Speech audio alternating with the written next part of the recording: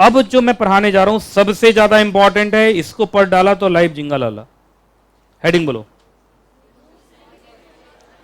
सुनिए, जब भी आप आर्टिकल ऑफ एसोसिएशन को ऑल्टर करें ना, तो ये कुछ पॉइंट्स हैं। कितने पॉइंट्स हैं? 12। आपको ये 12 पॉइंट कंसीडर करना है ना? तो लिखिए, point to be considered, points to be considered while altering the article, while altering the article। जल्दी लिखो, points to be considered, points to be considered while altering the article of association।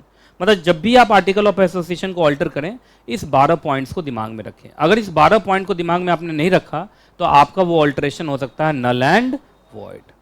तो बताइए, क्या ये 12 डूज एंड डोंट्स हैं? Yes, dos भी हैं and don't भी हैं। 12 में से कुछ हाँ भी बोलेगा, कुछ ना भी बोलेगा। तो ये डूज एंड डोंट्स का ध्यान रखिएगा। अगर आप ध्यान नहीं रखेंगे तो आपका ऑल्टरेशन हो सकता है नल एंड वॉइड।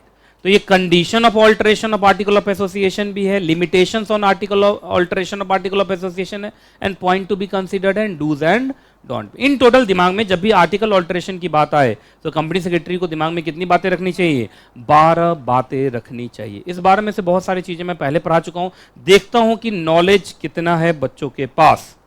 आइए, पॉइंट नंबर 1 मैं पहले पढ़ा चुका हूं, पॉइंट नंबर 2 भी मैं पहले पढ़ा चुका हूं। जरा ढूंढ के निकालो, देखता हूं कौन है कितना चालाक। यस सर सिर्फ नहीं बोलना है भगवान, कुछ कहानी बोलना है। First and second, section number 6 कुछ लोग बोल रहे हैं। फर्स्ट वाला है, सेकंड वाला नहीं है। याद रखने, दोनों सेक्शन 6 है। याद है सेक्शन 6 क्या बोलता था? बोलो जल्दी। सबसे ऊपर कंपनीज एक्ट, उसके बाद MOA, उसके बाद AOA। तो क्या आर्टिकल को ऑल्टर करोगे? क्या पता आर्टिकल को ऑल्टर करने के बाद कोई नया चीज डालोगे। अरे एडिशन भी तो कर सकते हो। और नया चीज डाल रहे हो कंपनीज एक्ट के खिलाफ, चलेगा? मेमोरेंडम के खिलाफ चलेगा? तो सेक्शन 6 का ध्यान रखना। सबसे ऊपर कौन? Companies act. उसके बाद कौन? उसके बाद कौन? AOA। तो आर्टिकल ऑल्टर करते समय, नया क्लॉज डालते समय इस बात का ध्यान रखना, वो कंपनीज एक्ट के खिलाफ नहीं जाना चाहिए और मेमोरेंडम के खिलाफ नहीं जाना चाहिए। और सिर्फ कंपनीज एक्ट ही क्यों, भारत के किसी भी कानून के खिलाफ जाना नहीं चाहिए। ये लिखा हुआ है। कहां लिखा हुआ है? भारत के किसी भी कानून, अदर स्टैट्यू लिखा हुआ ना। चलो, अब तुमको अगर मालूम हो, मैंने ये भी पढ़ा दिया, थर्ड पॉइंट भी पढ़ा दिया। तुम देखो, अभी मैं 12 बच्चों को उठा के पूछूंगा ये।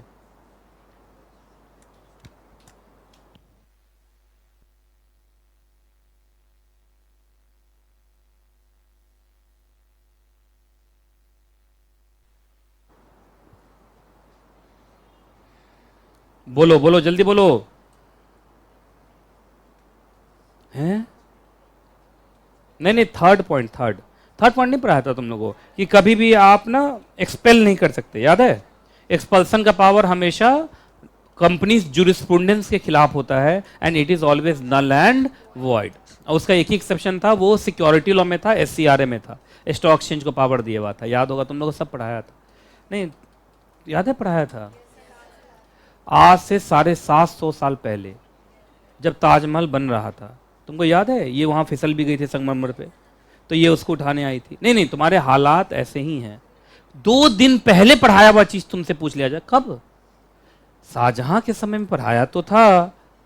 नहीं, तुम लोग ऐसे ही एक्टिविटी करते हो। सच में बताओ, मैंने नहीं पढ़ाया है। बताओ तो कहां पढ़ाया, कौन से पेज नंबर पे है बताओ तो। पिछले चैप्टर में ना, पिछले चैप्टर में कहा? आर्टिकल जब पढ़ा रहा था तभी पढ़ाया था कि आर्टिकल में आप ऐसा क्लॉज नहीं डाल सकते, चाहे पहली बार चाहे ऑल्टरेशन करके। आपको याद हो, ये अल्ट्रा वायर्स होता है, आप कभी भी मेंबर को क्या नहीं कर सकते। चलो, अब नंबर 4 है। अब ये भी मैं पढ़ा चुका हूं। नंबर 4 मैं पढ़ा चुका हूं और बड़े प्यार से, बड़े इज्जत से। बुरा तो उनके साथ होता है जो पहले पढ़ा ही नहीं गा। कब पढ़ा है ना? उनको लगता हाँ पढ़ाया ही होगा, हमें क्या पता। जरा बताओ ये कब पढ़ा है? ये भी कुछ ही दिन पहले पढ़ाया। एंट्रेंचमेंट याद होगा, लिखो एंट्रेंचमेंट, सेक्शन नंबर 5। याद है एंट्रेंचमेंट में क्या होता है? आप कंपनी के खिलाफ भी जा सकते हैं, पर खिलाफ जाएंगे तो पावर बढ़ाने के लिए कि घटाने के लिए? बढ़ाने के लिए। अगर आप शेयर होल्डर्स की पावर बढ़ा रहे हैं तो बढ़ा दो। आप अपने आर्टिकल को और स्ट्रिक्ट कर रहे हो तो और अच्छी बात है। अरे स्ट्रिक्ट करो तो अच्छी बात है ना। ये एंट्रेंचमेंट है। क्या है? एंट्रेंचमेंट। पढ़ा चुका हूं। नंबर 5 भी पढ़ा चुका हूं। क्या आर्टिकल में कोई ऐसी बात लिखोगे जो इलीगल हो या पब्लिक पॉलिसी के खिलाफ जाए? अच्छा एक बात बताइए, आर्टिकल का ऑल्टरेशन किसके बेनिफिट के लिए होना चाहिए? किसी एक डायरेक्टर के बेनिफिट के लिए या company as a whole? Company as a whole. 12 बच्चे भी खड़े होंगे, मैं पूछूंगा सब। चलिए नंबर 7। अच्छा आर्टिकल को तुमने ऑल्टर किया और ऑल्टर इस हिसाब से किया जिसमें मेजॉरिटी ने माइनॉरिटी के खिलाफ क्या कर दिया? फ्रॉड। जैसे एग्जांपल देता हूं, होता क्या है सो सुनिए। आपको एक चैप्टर पढ़ाऊंगा ऑपरेशन एंड मिसमैनेजमेंट। क्या पढ़ाऊंगा? Operation and mismanagement. मेजॉरिटी वो लोग होते हैं जिनके पास ज्यादा शेयर्स होते हैं। जैसे मान लीजिए किसी कंपनी का मेरे पास 75% शेयर है, तो मैं जैसे चाहूंगा ऐसे आर्टिकल ऑल्टर कर लूंगा, क्योंकि आर्टिकल को ऑल्टर करने के लिए एसआर चाहिए। अब मैंने ऐसे एसआर पास किया जिससे सिर्फ मुझे फायदा हो रहा है, मेजॉरिटी को माइनॉरिटी के सारे राइट्स छीन रहा हूं। तो क्या ऐसा ऑल्टरेशन होने दिया जाएगा? बोल ही नहीं रहा कोई। ऐसा ऑल्टरेशन होने नहीं दिया जाएगा। चलो आ जाओ अगला 8 नंबर। 8 नंबर में ये क्या है सो सुन लो। टू टेक और सब्सक्राइब मोर शेयर्स, इसने को पकड़ो। यह सबसे इंपॉर्टेंट ये वर्ड याद रखना। शेयर होल्डर्स की लायबिलिटी इंक्रीज करना है। शेयर होल्डर्स की लायबिलिटी इंक्रीज करना है। वो मेमोरेंडम से होता है, आर्टिकल से नहीं होता है। वो यही बता रहा है। आपको याद होगा लायबिलिटी क्लॉज में शेयर होल्डर्स की लायबिलिटी लिखी रहती है ना। तो अगर लायबिलिटी बढ़ाना है तो आपको मेमोरेंडम का लायबिलिटी क्लॉज ऑल्टर करना पड़ेगा। आर्टिकल ऑल्टर करके आप शेयर होल्डर्स की लायबिलिटी तो नहीं बढ़ा सकते। तो क्या आर्टिकल में ताकत है शेयर होल्डर्स की लायबिलिटी बढ़ाने का? ना। लायबिलिटी बढ़ाना है कहां जाइए? मेमोरेंडम में जाइए। आर्टिकल से काम हो नहीं सकता, याद रहेगा। तो क्या आर्टिकल में इतनी ताकत है कि वो शेयर होल्डर के लायबिलिटी को बढ़ा दे? ना। शेयर होल्डर की लायबिलिटी बढ़ेगी मेमोरेंडम से, आर्टिकल से नहीं बढ़ेगी। तो ये लाइन जो मैं बोल रहा हूं हिंदी में लिख लिया करो कि आर्टिकल से कभी भी मेंबर्स की लायबिलिटी बढ़ाई नहीं जा सकती। लिख लो, नहीं तो बाद में तुम्हें नहीं समझ में आएगा। फिर से मैं बोल रहा हूं क्या बोलना। आर्टिकल से लिखे, आर्टिकल से लिखो। आर्टिकल से शेयर होल्डर्स की लायबिलिटी नहीं बढ़ा सकते। ठीक है, आर्टिकल से शेयर होल्डर्स की लायबिलिटी नहीं बढ़ा सकते जब तक कि वो अब जब तक हिंदी में लिखने नहीं आएगा इन लोग को। क्या आ जाएगा? जब तक कि वो, अनलेस दिख रहा है तुम लोग? अनलेस, जब तक कि वो खुद कंसेंट न दे राइटिंग में। मिला? जब तक कि वो खुद कंसेंट न दे राइटिंग में। अनलेस वाला वर्ड देख रहे हो? अब खुद राइटिंग का मतलब समझते हो? 100% एक तरीके से क्या चाहिए? कंसेंट चाहिए। तभी तो सारे शेयर होल्डर्स की लायबिलिटी घटेगी। अब 100% कंसेंट बहुत आसान थोड़ी है, बहुत मुश्किल काम। ठीक है, तो क्या शॉर्टकट तरीका अपना के आप आर्टिकल, मतलब देखो आर्टिकल ऑल्टर करना सबसे शॉर्टकट है। तुमने देखा सिर्फ एसआर पास कर दो हो जाएगा। तो क्या आप शेयर होल्डर्स की लायबिलिटी बढ़ा देंगे? ना, शेयर होल्डर्स की लायबिलिटी आप नहीं बढ़ा सकते अनलेस कि वो खुद ही कंसेंट दे दे, दैट इज अनदर थिंग। लेकिन जनरली आर्टिकल ऑल्टर करके शेयर होल्डर्स की लायबिलिटी आप नहीं बढ़ा सकते।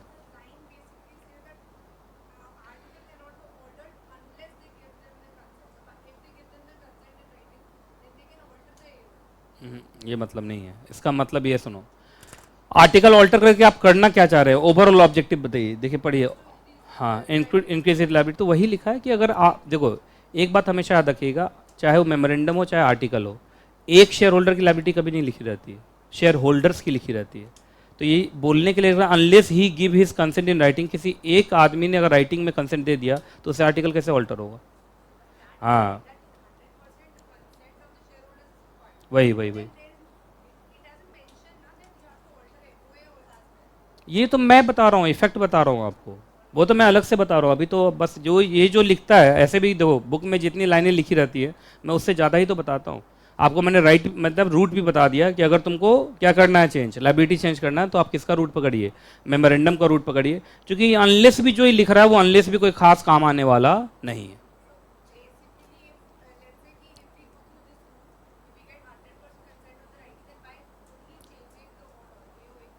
आप कर सकते हैं, कर सकते हैं, लेकिन आसान काम नहीं है। चलिए नंबर 9 आ जाओ भाई। चलो इधर देखो, इधर देखो, इधर देखो, ध्यान से सुनो। नंबर 9 देखो। चलो नंबर 9 में क्या है? अच्छा एक बात बताइए, कोई भी कंपनी अपने कॉन्ट्रैक्चुअल ऑब्लिगेशन से क्या बच पाएगी, भाग पाएगी? क्या चेंज करके?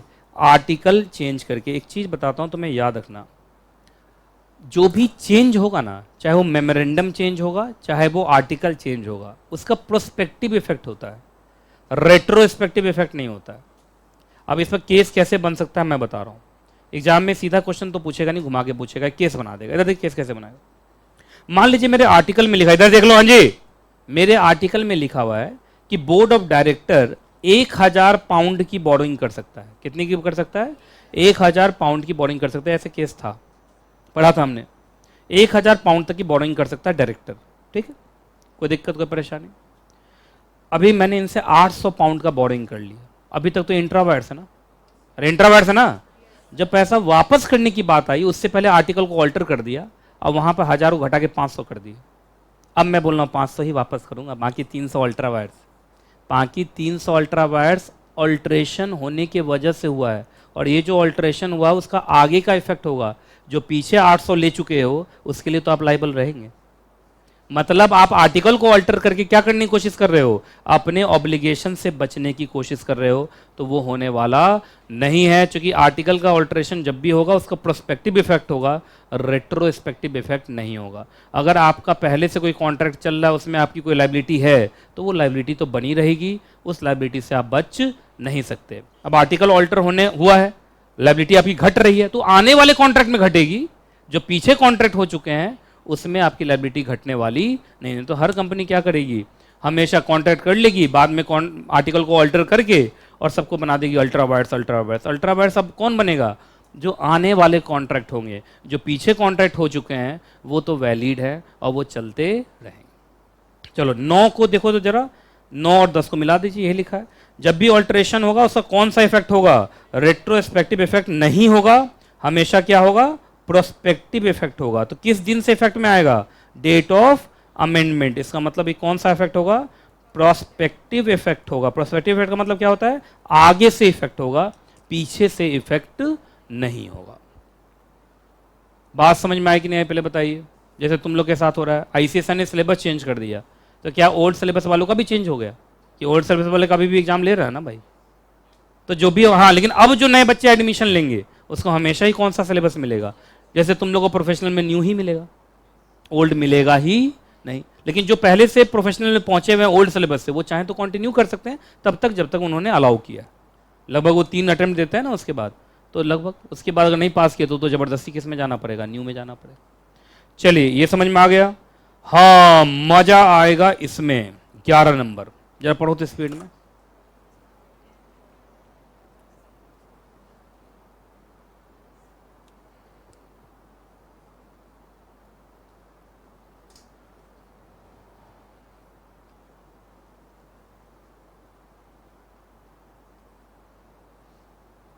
पढ़ लिया?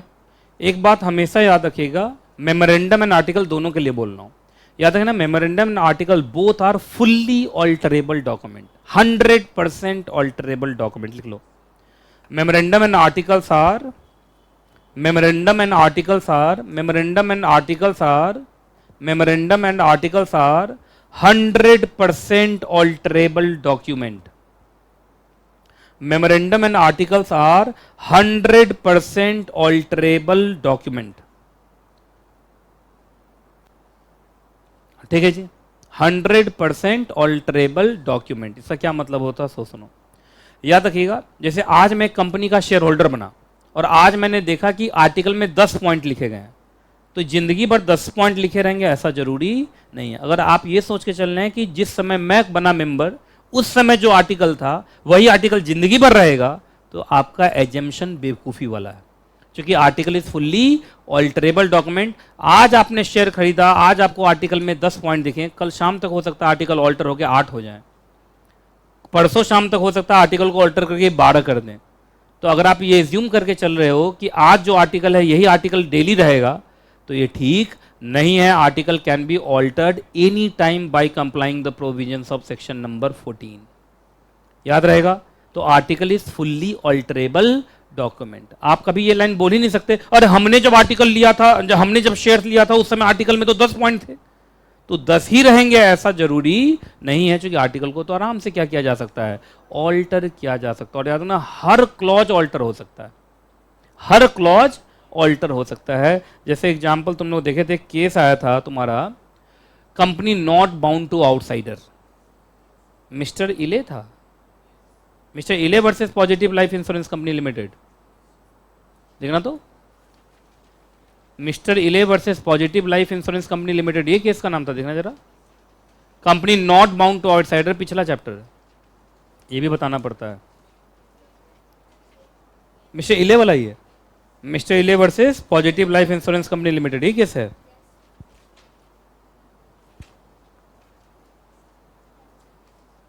टाइप्स ऑफ कंपनी में नहीं ढूंढना है? लास्ट के पेजेज में तो है वो। कौन सा पेज में बता दो तो बच्चा सा घोरा रहा है? 207, 203, 207, ठीक, मिल गया। अच्छा एक बात बताओ, उस मिस्टर इले को क्या लगा था कि वो जो लाइन लिखा हुआ है वही सॉलिसिटर रहेगा जिंदगी भर, तो उसको क्या लगा था कि वही सॉलिसिटर रहेगा, उसको हटाया नहीं जा सकता है, हटा तो दिया था बाद में। उस लाइन को भी वो ऑल्टर कर सकते हैं जिस लाइन में ये लिखा हुआ था कि सॉलिसिटर को हम हटाते नहीं है। नहीं समझ में आया यार। अच्छा सुनो, एक काम करता हूँ, कुछ लोग बहुत बड़े चालाक होते हैं, इन्होंने आर्टिकल लिखा, आर्टिकल में पॉइंट नंबर 1, 2, 3, 4, 5, अब 5 नंबर पॉइंट में लिखा कि जो कंपनी का एमडी होगा उसको हमेशा 5 लाख रुपया बोनस मिलेगा, और ये लाइन ऑल्टर नहीं हो सकता, ऐसा लिखा हुआ। याद रखना है, आप लिख ही नहीं सकते ऐसा, और लिखे हैं तो ये भी ऑल्टर हो सकता है। बोल तो रहा हूँ 100% ऑल्टरेबल है ना, तो आप ऐसा लाइन ही लिख नहीं सकते कि ये क्लॉज ऑल्टर नहीं होगा। ऐसे में तो ये कौन सी बात, article of association internal regulation है, इन्वायरमेंट के हिसाब से ऑल्टर होता रहता है। एक ही सिचुएशन जिंदगी भर थोड़ी परसिस्ट करता है, कोई लकीर भगवान ने थोड़ी खींच दी है भाई। यहाँ तो भगवान ने जो लकीर खींची है वो भी ठीक से नहीं चल रहा है, कलयुग में हिला हुआ पूरा। तो आप इस बात को समझिए जो मैं बताना चाह रहा हूँ, article of association is fully alterable, fully alterable है ना। आप प्रिज्यूम नहीं कर सकते कि जो आर्टिकल हमने देखा है वही रहेगा, वो कभी भी ऑल्टर हो सकता है, याद रहेगा। आगे बढ़े, 12 नंबर। अच्छा 12 नंबर को जोड़ो जोड़ो जोड़ो जोड़ो 9 नंबर से, 10 नंबर से,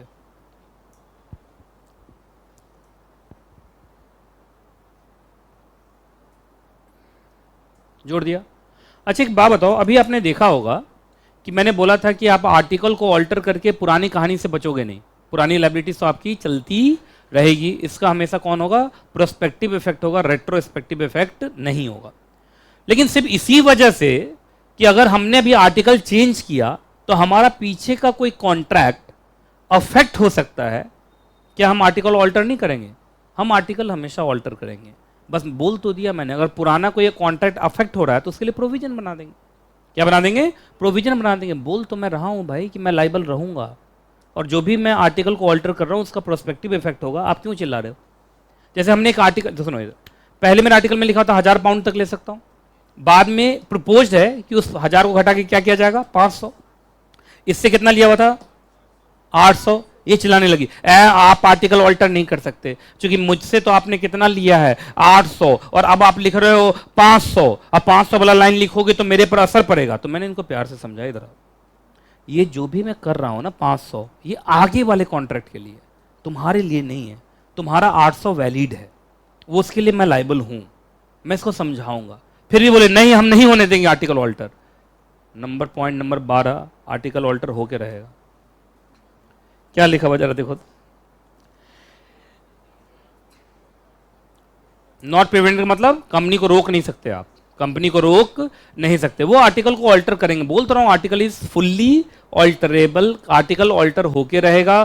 सिर्फ इस वजह से कि किसी पुराने कॉन्ट्रैक्ट पे कोई असर आ जाएगा, तो असर आ जाएगा तो असर देखूंगा ना भाई, किसी के साथ बुरा थोड़ी करूंगा। बोल तो रहा हूं कि इसका प्रोस्पेक्टिव इफेक्ट होगा, तुम क्यों घबरा रही हो?